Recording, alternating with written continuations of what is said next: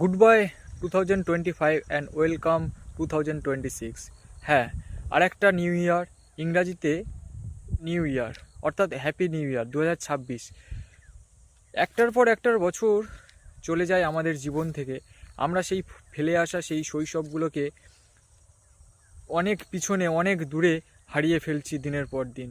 হ্যাঁ, তখন অর্থাৎ আমাদের ছোটোবেলায় আমরা দেখেছি যেটা 90-এর দশক হতে পারে বা 2000 সালের আগের সময়ের কথা, অর্থাৎ 2000 সময়ের থেকে 2010-12 সাল পর্যন্ত অনেক সময় যখন স্মার্টফোন এত অ্যাভেলেবেল ছিল না, যখন সোশ্যাল মিডিয়া এত অ্যাভেলেবেল ছিল না, তখন আমরা দেখেছি যে 2000 সালের পরের সময়টাতে আমাদের কাছে যখন একটা নিউ ইয়ার আসে তখন একটা অন্যরকম উত্তেজনা, অর্থাৎ কোনো একটা বছর শেষ হচ্ছে আর একটা নতুন বছর শুরু হবে।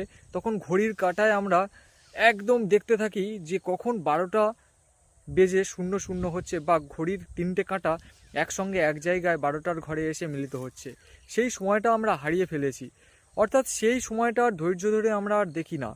বা সেই সময় যে প্রিয়জনদের কাছে একটা মেসেজ পাঠিয়ে দেওয়া হ্যাপি নিউ ইয়ার, সেটা প্রিয় মানুষ হতে পারে, বেস্ট ফ্রেন্ড হতে পারে, বেস্ট গার্লফ্রেন্ড হতে পারে, বা যে কেউ যার যে প্রিয় মানুষ তাকে প্রথম যে মেসেজ করা, সেই 12টার সঙ্গে সঙ্গেই একটা মেসেজ টাইপ করে রেখে দেওয়া এবং বাজার সঙ্গে সঙ্গেই সেই মেসেজটাকে সেন্ড করা, সেই দিনগুলো আর নেই। এখন মানুষ সোশ্যাল মিডিয়াতে অনেকটা উদ্বুদ্ধ হয়ে গেছে বা সোশ্যাল মিডিয়াতে আসক্ত হয়ে গেছে।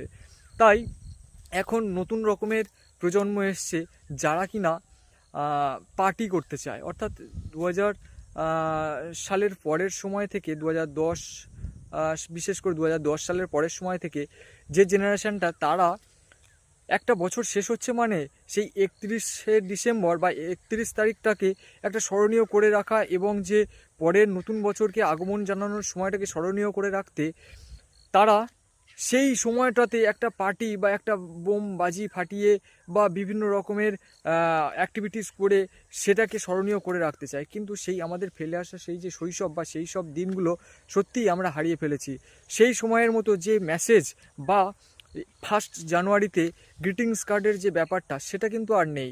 আমরা একটা ছোট্ট মেসেজে হয়তো অনেককে উইশ করে দিই, বা অনেকে তো এখন ফেসবুক বা ইনস্টাগ্রাম বা ইউটিউবেও একটা মেসেজের মাধ্যমে হ্যাপি নিউ ইয়ার সবাইকে জানিয়ে দিচ্ছে। কিন্তু সেই সময়টাতে যখন আমাদের কাছে স্মার্টফোন এত অ্যাভেলেবেল ছিল না, তখন যে একটা উত্তেজনাপূর্ণ মুহূর্ত নিয়ে আমরা যে উইশ করতাম, সেটা সত্যিই হারিয়ে গেছে, তাই না?